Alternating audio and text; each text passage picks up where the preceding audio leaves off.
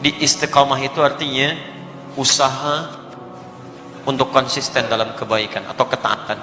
Istiqamah tahajud, istiqamah puasa, istiqamah baca Al-Quran, istiqamah berdoa dalam kebaikan. Sekarang pertanyaannya, bagaimana cara saya bisa istiqamah? Itu pertanyaan terbesarnya. Satu, istiqamah dimulai dengan ilmu, pengetahuan dulu.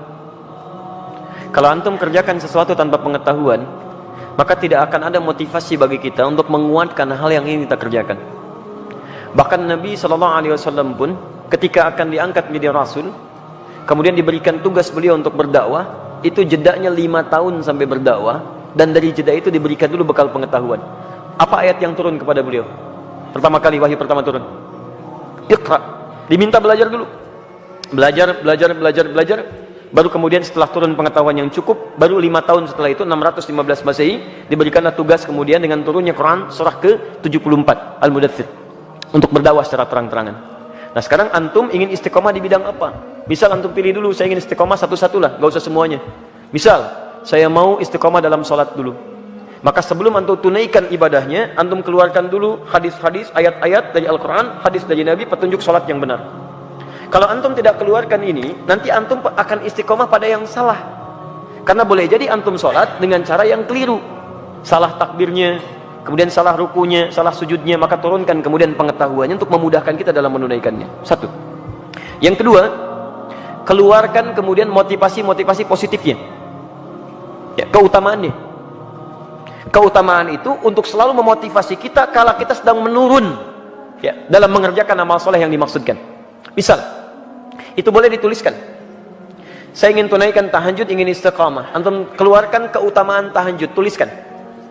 Ada 4 keutamaan tahajud dalam Al-Quran. Quran surah 17 ayat 79 sampai dengan 81, paling kiri sebelah atas. 1, mengangkat karir di tempat terbaik. Asa ayyab'atsaka rabbuka maqaman mahmuda. 2, mendapat bimbingan Allah saat menjalani aktivitas. Wa qur rabbi adkhilni mudkhala sidqin. 3, mendapat bimbingan Allah keluar dari kesulitan. Wa akhrijni mukhraja sidqin.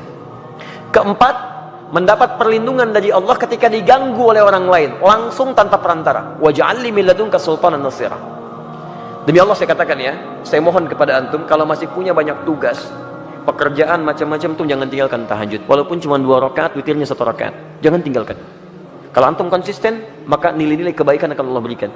Supaya jadi motivasi, antum tuliskan itu, tempelkan di samping kanan, di dinding tembok kita mau tidur itu, sampaikan sebelah kanan, tempelkan. Di begitu antum mau tidur, antum bisa melihat itu. Dalam keadaan lupa pun ketika antum melihat itu, antum bisa termotivasi untuk bangun di malam harinya. Kalau bisa tambahkan kalimat di bawahnya, ya, tambahkan kalimat di bawahnya. Apa kamu merasa sudah ada jaminan surga? Nabi aja ahli surga tahajud, kamu bukan nabi, bukan rasul, bukan ahli surga, kamu tahajud, apakah kamu masih sehat sampai malam ini? Tuliskan, sampaikan.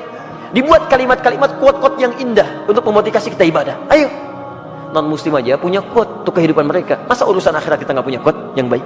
Hadirkan, kita antum tuliskan, jadi motivasi. 3, hadirkan ancaman-ancaman Allah saat antum menyimpang dari amal soleh yang tengah dikerjakan. Ancamannya, misal tadi ingin meningkatkan sholat, dimulai dengan sholat fardu, terus tiba-tiba terfikir untuk mengabaikan sholat karena ada proyek, terus tunda-tunda sholat, kan? Karena ada proyek tertentu sampai Jumatan ditinggalkan untuk mengumpulkan dunia.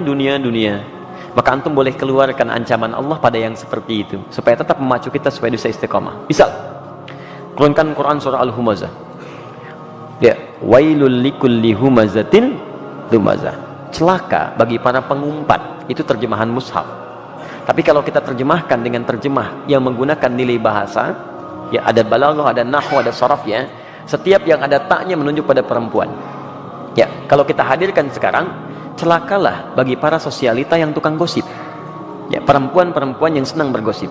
Alladzi jama'a mala wa 'addada. Ini agak unik. Biasanya kalau tak pasangannya dengan allati, tapi ini menggunakan alladzi. Alladzi menunjuk pada laki-laki bukan perempuan. Istrinya suka gosip, laki-lakinya, suaminya suka mengumpulkan harta. Di suami sibuk dalam bekerja, istrinya sibuk menggunakan harta suami untuk kumpul-kumpul, cuman gosip dan sebagainya.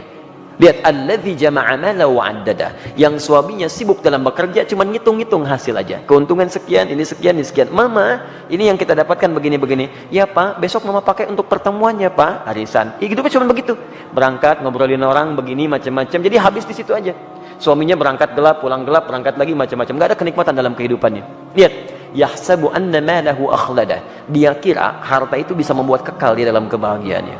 Perhatikan, sampai sholat ditinggalkan. Jumatan diabaikan.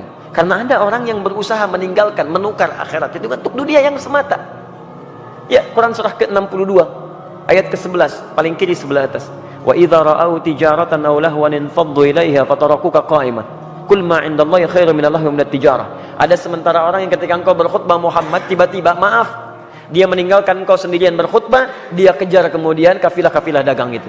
Ayat ini turun, ini sebagai pelajaran karena dulu di awal masa Islam, awal Jumatan, Nabi sedang khutbah, tiba-tiba muncul kafilah dagang. Diskon besar, 90%, 90% lewat tuh, samping masjid. Mereka yang masih lama iman meninggalkan Nabi berkhutbah, mengejar barang dagangan itu. Lihat-lihat, selalu rumusnya begini. Kalau tidak disebutkan di Quran siapa orangnya, kapan kejadiannya, artinya kejadian itu akan berlaku umum di masa-masa selanjutnya. Dengan situasi yang berbeda. Masya Allah, antum bisnis nih, keuntungannya 10 miliar teman-teman sekalian. Tapi tanda tangannya dilakukan pas saat sholat Jumat. Pilih mana antum? Ngejar proyek 10 miliar, atau antum Jumatan dulu baru kemudian kejar proyek itu? Pilih mana? Pas tanda tangannya waktu Jumat. Yang kalau dalam ikhtiar manusia, maaf, ikut Jumat dulu, lewat proyek ini. Ambil proyeknya, tertinggal Jumatnya. Pilih mana? Ikut Jumat atau ambil proyek? Dan tidak ada pilihan yang ketiga, ikut Jumat dapat 10 miliar. Nggak ada. Gak usah maksa antum, di sini saya tegas. Waktu kita terbatas. Ini yang tidak mudah. Maka bagi yang seperti ini ada muncul ancaman Allah di dalamnya. Lihat ancamannya positif. Qul ma indallahi khairum minallah wa minat tijarah. Katakan Muhammad pada orang-orang yang masih senang dengan yang seperti itu, menukar akhirat dengan dunianya, atau hanya senda gurau aja, canda dia dengan yang seperti itu, cuman canda aja. Allah sudah siapkan ganti yang terbaik untuk dia. Apa alasan paling logisnya? Wallahu khairur razikin, saya yang tentukan rezekinya. Ayo kamu ikut ke sana, saya buat kecelakaan di jalan. Ayo kamu dapatkan itu, maut sudah menanti kamu sekarang. Jumat tidak dapat, harta nggak diperoleh. Mau apa kamu? Kalau dia mau datang dulu, saya ganti dengan yang lebih baik. Dia dapatkan proyeknya, dia dapatkan ketenangannya. Diberikan yang terbaik. Tapi kalau antum paksa tinggalkan itu, maka ayat diteruskan. Yahsabu anna malahu akhlada. Kalla layumbadanna fil hutama. Bagi orang yang rela meninggalkan ibadahnya hanya untuk urusan dunianya, dunia dibagi dua, tijarah untuk bisnis, lahwun untuk yang tidak bermanfaat. Ninggalin tahajud cuma untuk sekedar nonton-nonton yang tidak jelas. Ninggalin sholat hanya untuk sekedar nonton-nonton yang tidak jelas. Ada konser, ayo lewat. Isanya, maghribnya, ayo lewat. Silahkan. Beli tiket, beli ini, beli itu, ayo. Ada yang joget-joget, ada yang macam, ada yang mabuk ini itu. Dia itu lahwun namanya. Dia kira akan abadi dengan keadaannya. Lihat baik-baik. Saya siapkan neraka spesial, namanya Hutamah. Wa ma adraka mal hutamah? Tahukah engkau apa tipikal neraka spesial Hutamah itu? Narullahil muqadah. Neraka itu spesial karena akan dibuat membakar dari ujung sampai dengan kedalamannya. Lihat. Allati tattali'u 'alal afidah, sampai dengan ke otak yang paling dalam. Innaha 'alaihim muqsadah. Kalau dia enggak berubah, dia neraka itu mengintai menunggu. Kamu cepat pulang ya, saya tunggu. Cepat pulang, saya tunggu. Fi amadim mumaddadah, dan dia tidak dibiarkan tapi terikat secara singkat. Orang yang hidupnya mau meninggalkan ibadah hanya untuk urusan dunia, maka di nerakanya nanti, di neraka gambaran singkatnya, itu akan diikat begini. Bukan dilepas. Karena nanti ada orang di neraka yang biasa itu dilepaskan. Begitu haus dia ngambil air, airnya dari timah, ambil. Mau makan, makanan dari duri. La yusminu wa la yughni min ju'. Ayo ambil dan sebagainya. Tapi yang ini enggak punya kesempatan, diikat begini. Cara membakarnya, kalau yang lain apinya langsung, kalau ini tidak. Dari ujung kaki seperti dilas. Sampai dalamnya matang. Dan ini tidak akan pernah naik kalau belum matang. Awas, matang dulu. Begitu sudah matang naik, yang ini sembuh, ini matang dulu, sampai ke ujung akal yang paling dalam, al-afidah. Afidah itu jamak dari fuad, yang menentukan, yang merancang kegiatan kita. Seakan-akan Allah katakan begini, ini isi otak kamu ini apa sih? Yang lain masih mikir sholat, baca Al-Quran, macam-macam. Otak kamu ini lagi, maksiat lagi. Sampai meninggalkan ibadah, saya bakar sampai ke otak yang paling dalam. Supaya nampak isi otak kamu ini apa. Terus, dan diikat. Kalau mau coba silakan. Tapi disampaikan supaya kita tidak masuk ke dalamnya. Makanya antum keluarkan, tuliskan ancamannya. Begitu sudah seperti itu, maka berusaha untuk mewujudkannya. Bismillah, antum berdoa kepada Allah. Yang terakhir berdoa, minta supaya dikuatkan oleh Allah Subhanahu wa taala. Ya, minta supaya dikuatkan oleh Allah Subhanahu wa taala. Makanya nanti ada doa-doa. Ya, ada doa-doa untuk bisa dikuatkan dalam keimanan. Allahumma tsabbit qulubana ala dinik. Ya Allah, kuatkan hati kami ya Allah dalam tuntunan agamamu. Rabbana la tuzigh qulubana ba'da idh hadaitana. Ya wa hab lana min ladunka rahmah innaka antal wahhab. Ya Allah, jangan geser keadaan hati saya setelah saya kuat berada di jalan-Mu ya Allah. Anugerahkan saya keturunan terbaik untuk menjaga iman kami ya Rabb. Jadi belajar ilmunya, belajar ketentuannya, hadirkan motivasinya, jauhi kemudian ancamannya. Setelah itu berdoa kepada Allah untuk dijaga. Dengan itu fammastaqamu, disebutlah orang ini istiqamah. Tatanazzalu alaihimul malaikah, maka diturunkan oleh malaikat untuk menjaga sifat istiqamahnya. Nanti ada bisikan dari malaikat, ada bisikan masuk lewat sifat takwa. Di orang istiqamah itu kalau ikhtiar tadi 4 ditempuh dengan baik, maka malaikat turun untuk menjaga dia. Tatanazzalu alaihimul malaikah, dijaga oleh malaikat. Apa penjagaannya? Bisa penjagaan terus kepada ibadah dan dijaga dari maksiat. Yang kedua, dijaga supaya tidak bersedih dalam kehidupannya. Allah khaufun alaihim walahum yahzanun. Dijaga supaya tidak sedih, artinya dia tenang, dan dijaga supaya tidak gelisah, artinya dia senang dalam kehidupannya.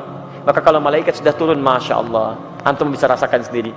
Dulu ketinggalan sholat fardu terlambat, biasa-biasa, sekarang ketinggalan tahajud menyesal antum. Ya Allah, ya Allah.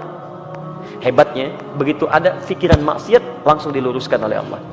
Itu nggak baik buat saya, tinggalkan. Itu nggak bagus, tinggalkan.